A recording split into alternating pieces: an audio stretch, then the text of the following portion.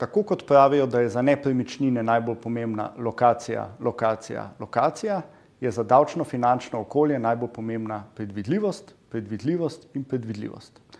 V MČM Slovenija si prizadevamo za predvidljivo, stabilno, davčno-finančno okolje, predvsem tako, ki bo spodbujalo in ne oviralo razvoj gospodarstva.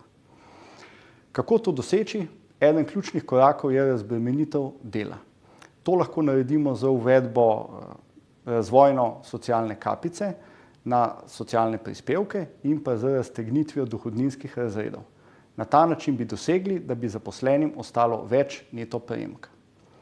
Ne pozabimo na razvoj domačega kapitalskega trga, ki ga lahko spodbudimo z odločnejšim razvojem pokojninskih skladov, s katerim lahko zaposlenim zagotovimo dodaten vir dohodka ob upokojitvi, istočasno pa razbremenimo oziroma omejimo rast stroškov za javne pokojnine. Spodbujajmo, ne ovirajmo uvedbo digitalnih plačil in s tem bomo zamejili tudi sivo ekonomijo. Če poudarim za konec, gospodarstvo potrebuje vsaj 3 leta vnaprej jasno vedeti, kakšne davke, prispevke in pa druge obremenitve bo moralo plačevati, zaposleni pa si zaslužimo, da nam od naših bruto plač ostane več neto prejemka.